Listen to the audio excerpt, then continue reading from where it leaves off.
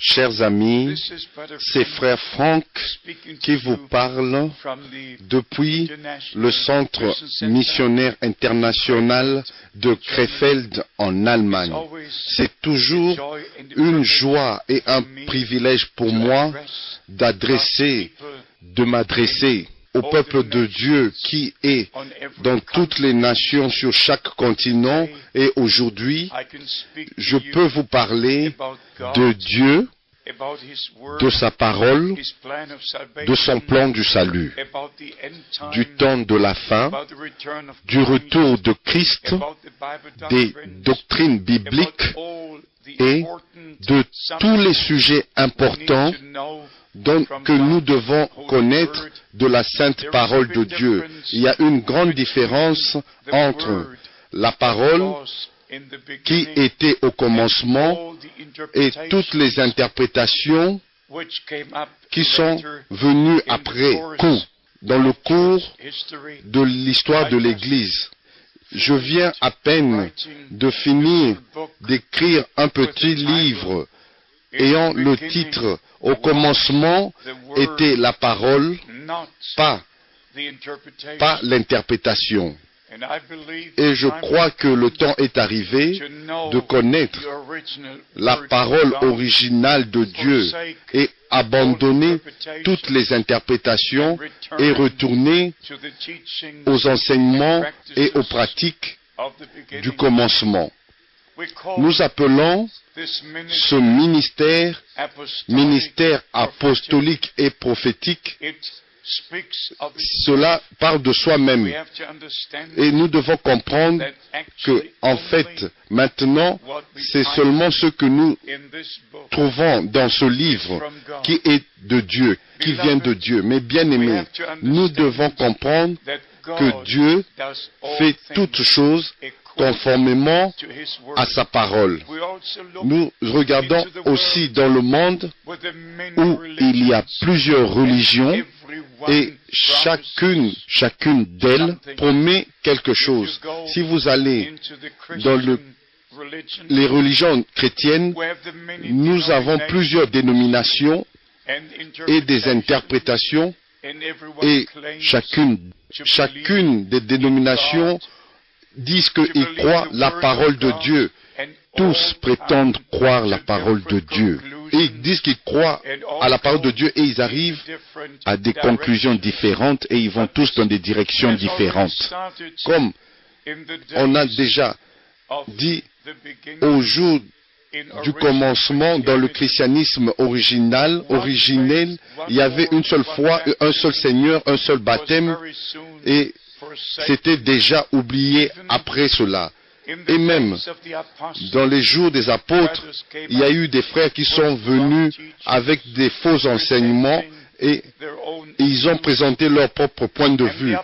Et les apôtres devaient mettre l'accent, et particulièrement, spécialement l'apôtre Paul, qui a eu une commission directe du Seigneur, qui a vu la lumière, qui a entendu sa voix, qui, d'une manière directe, il lui a été donné la commission de prêcher la parole aux nations. Et mes bien-aimés, comme les apôtres, alors nous aussi, dans ce jour, nous devons voir la même lumière, nous devons entendre le même Seigneur Jésus-Christ qui nous parle. Et nous devons retourner aux enseignements de la Bible. Dans Galates, dans le livre de Galates au chapitre 1, au verset 10, l'apôtre écrit « Et maintenant, est-ce la faveur des hommes que je désire ou celle de Dieu ?» Et il fait la déclaration « Est-ce que je cherche à plaire aux hommes? Si je plaisais encore aux hommes, je ne serais pas serviteur de Christ. » Mes bien-aimés, soyons vraiment sincères et francs et droits, car le retour de Christ est imminent. Cela a été promis dans Jean au chapitre 14. je vais vous préparer une place et je reviendrai et je vous prendrai afin que vous soyez là où moi je suis. Et maintenant, ce temps s'approche vraiment de nous. Et si nous disons que le retour du Seigneur est imminent, nous le disons sur le fondement, la base de l'accomplissement des prophéties bibliques qui sont maintenant en train de s'accomplir, qui furent prédites à l'avance et qui devaient s'accomplir avant le retour de Christ. Nous avons le signe principal quand les enfants d'Israël, que Dieu avait promis qu'à la fin des temps, il va les ramener dans la terre promise. Et mes bien-aimés, les Juifs sont sortis de 143 nations, les Juifs sont retournés vers la terre de leur père, où David, ou Salomon. Pendant 3000 ans, les enfants d'Israël, ils ont vécu dans ce pays de la promesse. Et bien sûr, ils furent dispersés, éparpillés vers toutes les nations, mais maintenant, ils ont été rassemblés comme le Seigneur a promis. Dans le Nouveau Testament, nous trouvons cela dans Matthieu, au chapitre 24, au verset 32, où notre Seigneur a dit « Instruisez-vous par une comparaison tirée du figuier ». Et c'est comme ça, mes bien-aimés frères et sœurs, chers amis, toute la parole de Dieu est en parabole et en symbole. Et nous devons connaître ces symboles. Nous devons comprendre qu'est-ce qui est caché dans ces paraboles. Et c'est comme ça que vous pouvez aller depuis dans Genèse chapitre 1 et continuer dans l'Ancien et dans le Nouveau Testament.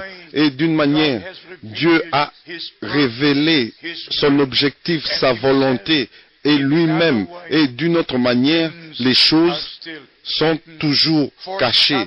Pour certains, ces choses sont révélées, mais pour d'autres, elles sont cachées. Et Paul a écrit aux Corinthiens que pour certains, l'évangile est prêché et cela est caché, et à d'autres cela est révélé. Même quand nous prêchons Jésus-Christ, il y en a qui le reçoivent comme leur sauveur personnel et d'autres ne le reçoivent pas. Si vous prêchez la guérison divine, il y en a qui croient la guérison divine et d'autres ne la croient pas. Si nous parlons de l'accomplissement des prophéties bibliques, il y en a qui croient, mais d'autres disent, ça a toujours été ainsi. Et maintenant, si nous lisons 2 Pierre au chapitre 3, il est dit que les moqueurs diront dans les derniers jours, 2 Pierre 3, verset 4, « Car depuis que les pères sont morts, tout demeure comme dès le commencement de la création. » Et l'apôtre Pierre dit que le jour du Seigneur viendra et il explique en détail ce qui va arriver quand ce jour viendra, que tous les éléments embrasés se dissoudront et le feu va nettoyer la terre avant le règne de millénium de Christ arrive. Et puis, nous devons retourner aux promesses pour ce jour. Dans Malachie, au chapitre 4, je vous enverrai Élie, le prophète, avant le jour grand et redoutable du Seigneur arrive. Cette promesse, notre Seigneur l'a répétée dans Matthieu au chapitre 17, au verset 11. Élie doit venir premièrement et rétablir toutes choses.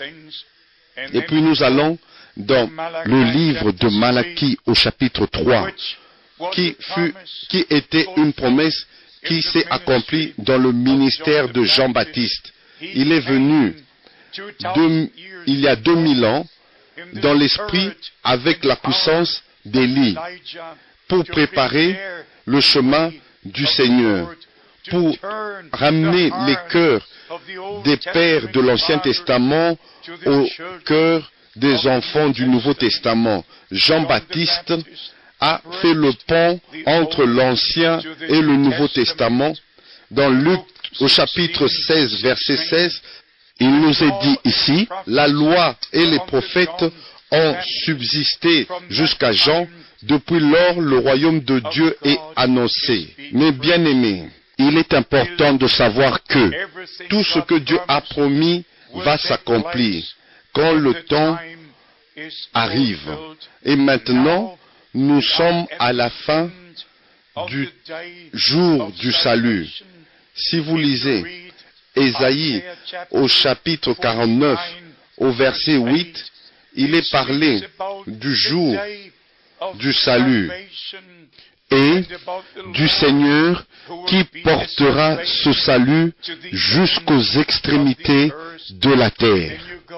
Et si nous allons dans 2 Corinthiens au chapitre 6, verset 2, où l'apôtre Paul dit, « Ceci, voici le jour du salut, voici le temps favorable. » Et puis, nous le prenons dans Malachie, au chapitre 4, la promesse nous est donnée que juste avant que le jour du Seigneur arrive, Dieu, à la fin du temps de la grâce, allait envoyer un ministère prophétique pour nous ramener à la parole et nous éloigner, nous séparer de toute interprétation, de tout ce qui nous conduise dans le mauvais chemin et de tout ce qui est faux. Et mes bien-aimés, je dois être vraiment honnête et sincère avec vous. Et tout ce que on appelle christianisme aujourd'hui, nous avons des églises chrétiennes, nous avons des séminaires chrétiens et même une union chrétienne appelée l'union chrétienne de commerce. Tout est chrétien, chrétien, chrétien. Mais ce que j'essaye de dire, c'est ceci. Nous n'avons pas besoin d'un message chrétien. Nous avons besoin du message de Christ. Nous ne construisons pas une religion chrétienne, mais nous ne prêchons pas une religion chrétienne, mais nous prêchons Jésus-Christ crucifié. Nous prêchons la parole de Dieu, la parole qui inclut ce qui est arrivé sur la croix du Calvaire, quand Dieu était en Christ, réconciliant le monde avec lui-même. Cette parole est toujours la puissance de Dieu pour tous ceux qui sont sauvés et pour tous ceux qui croient en Jésus-Christ. Nous devons avoir un bon départ et bien commencer. Et dans Jean au chapitre 3, notre Seigneur a dit très clairement, en vérité, je te le dis, si un homme ne naît d'eau et d'esprit, il ne peut entrer dans le royaume de Dieu. Nous pouvons chanter le royaume de Dieu, nous pouvons rêver du royaume de Dieu, nous pouvons prêcher le royaume de Dieu, mais nous ne verrons pas le royaume de Dieu si nous n'entrons pas dans le royaume de Dieu. Et comme nous sommes entrés dans ce monde par la naissance, non par les chants, non par les prédications. Dans le naturel, nous entrons dans ce monde par la naissance. Nous avons tous eu un certificat de naissance et nous connaissons le jour de notre naissance et l'endroit où nous sommes nés. Et mes bien-aimés, et de la même manière, nous entrons dans le royaume de Dieu. Nous sommes nés de nouveau. Premièrement, nous recevons la parole de Dieu comme une semence dans notre âme et nous la croyons et le Saint-Esprit vient sur nous et la vie qui est dans la parole de Dieu se manifeste au travers de nous et nous sommes nés de nouveau. pour une espérance vivante et éternelle. Par la résurrection de Jésus-Christ, aussi vrai qu'il est ressuscité des morts, d'entre les morts, nous avons été ressuscités avec lui pour une nouvelle vie. C'est ce que l'apôtre Paul a dit dans Romains au chapitre 6 d'une manière claire, que nous avons été crucifiés avec Christ, nous sommes morts avec Christ, et par le baptême, nous avons été ensevelis avec Christ. Et nous sommes ressuscités pour une nouvelle vie, pas en changeant d'église, pas en changeant de religion, mais le changement est arrivé dans notre cœur, dans notre vie. Dans l'Ancien Testament, Dieu a fait la promesse que je ferai une nouvelle alliance. Dans votre cœur, je vous donnerai un nouveau cœur et un nouveau esprit, une nouvelle vie, et dans le Nouveau Testament, cela est devenu une réalité. Dieu était en Christ. Ainsi, si quelqu'un est en Christ, il est une nouvelle créature. 2 Corinthiens au chapitre 5 à partir du verset 17. L'apôtre nous a montré vraiment d'une manière claire le chemin du salut. Et Jésus-Christ est le chemin, la vérité et la vie. Dieu était personnellement manifesté en Christ. Notre Seigneur pouvait dire dans Jean au chapitre 14, « Celui qui m'a vu a vu le Père ». Il pouvait dire dans Jean au chapitre 10 au verset 30, « Moi et le Père, nous sommes un ». Mes bien-aimés, en fait, il n'y a personne qui peut expliquer Dieu. Nous ne pouvons même pas expliquer nous-mêmes comment est-ce que nous existons. Où sommes-nous? Vous voyez mon corps, vous voyez ma tête, vous me voyez. Mais en fait, je vous parle. En réalité, vous ne me voyez pas. Et un jour, si le Seigneur ne revient pas entre-temps, cette maison, ce corps sera placé dans un cercueil, mais moi je serai parti. Ceci est seulement une maison dans laquelle nous vivons pendant le temps que Dieu nous a accordé pour nous préparer en attendant ce corps qui est plus jeune là-bas, très haut. Mes bien-aimés frères et sœurs, laissez-moi mettre l'accent, l'importance d'une relation personnelle avec Dieu au travers de Jésus-Christ notre Seigneur. C'est seulement en Christ que Dieu a rencontré l'humanité et a réconcilié l'humanité avec lui-même. Et c'est seulement en Christ que nous pouvons rencontrer Dieu. Comme je l'ai déjà dit, il y a plusieurs religions et chacune croit être dans la vérité et elles promettent toutes des choses différentes. Je suis un missionnaire. En fait, je suis dans le ministère depuis plus de 40 ans et j'ai visité plus de 130 pays dans le monde et je sais ce qui s'y passe. Je connais les religions du monde et pratiquement j'ai prêché presque dans toutes les dénominations qui existent et je ne suis pas un nouveau venu dans le royaume de Dieu. Je connais des choses qui se passent dans le domaine spirituel. En fait, depuis 1949, j'ai pu prendre part au réveil que Dieu a commencé en 1946 au travers du ministère de William Branham, un homme envoyé par Dieu pour préparer le chemin du Seigneur, pour nous ramener à la parole originale et pour placer les doctrines apostoliques de nouveau telles que c'était au commencement. J'ai pu le connaître personnellement depuis 1955. J'étais dans ces réunions en Europe et aussi aux États-Unis J'ai donc pu me rendre compte et connaître son appel divin et sa commission et son ministère. J'ai vu de nouveau les jours bibliques avec mes propres yeux. J'ai vu Jésus-Christ le même hier, aujourd'hui et éternellement. Mais mes bien-aimés, au même moment, les hommes ont reconnu le ministère spécial, unique dans tout le genre. Ainsi, si vous connaissez ce que Dieu fait dans cette génération, alors nous devons aussi connaître l'objectif qui est connecté à ce que Dieu fait, à tout ce que Dieu fait. Ce n'est pas suffisant d'admirer un homme qui a un ministère spécial.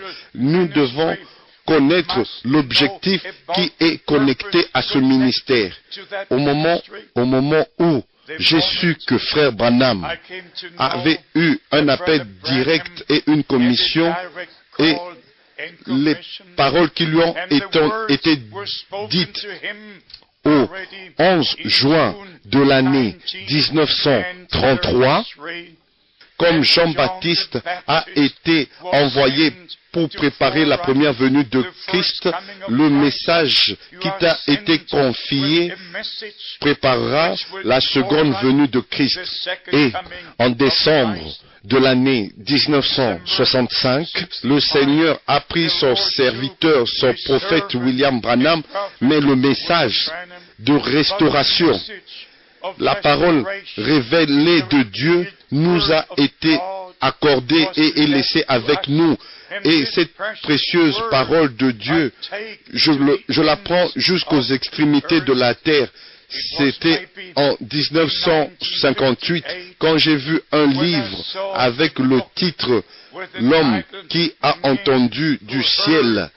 Ce livre a été publié par Gordon Lindsay à Dallas, au Texas, aux États-Unis. Et nous voyons sur sa couverture la photo de Frère Branham avec une grande photo, mais mes bien-aimés. Mais quand il en arrive vraiment au point central, il y a seulement un seul qui pouvait placer sa main sur son cœur et dire que c'était le 7 mai 1946, c'était à cet endroit-là, quand l'ange du Seigneur est venu vers moi, quand il est venu là où j'étais, et la lumière surnaturelle a illuminé l'endroit où j'étais, et la commission m'a été donnée d'apporter ce don de la guérison divine vers les nations, et ce message devait précéder la seconde venue de Christ. Mais bien aimés, le ministère de Frère Frank est directement connecté au ministère de William Branham.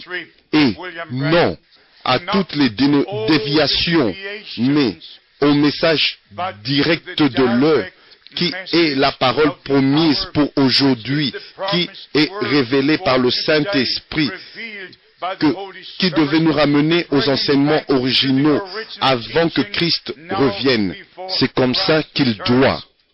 Il doit avoir une restauration totale et non avec ce qui a été fait avec les déclarations de William Branham. Je ne suis pas responsable de cela. Je suis seulement responsable de la parole de Dieu que cet homme a enseigné et a prêché sur la divinité, sur le baptême d'eau, sur le baptême du Saint-Esprit, sur le repas du Seigneur. Tous les enseignements bibliques furent placés de nouveau à leur place conformément au modèle apostolique. Ce n'est pas seulement des enseignements spéciaux, ce n'est pas une nouvelle religion ou des nouvelles interprétations, mais nous ramener à la parole originale de Dieu. Et je vais conclure en disant, moi, frère Frank, qui vous parle par la grâce de Dieu, dans le nom du Seigneur depuis le Centre missionnaire international de Krefeld en Allemagne. Je viens de finir d'écrire un livre avec le titre « Au commencement était la parole », pas l'interprétation. Que nous soyons vraiment ramenés, que Dieu veuille bien nous ramener au commencement, c'est ma prière, et que ces bénédictions restent sur vous, ainsi que l'onction du Saint-Esprit, que le Seigneur vous enseigne lui-même, qui vous guide, et que ces bénédictions reposent sur vous, vous tous, et je souhaiterais vraiment avoir de vos nouvelles. Soyez bénis dans le saint nom de notre Seigneur et Sauveur, Jésus-Christ. Amen.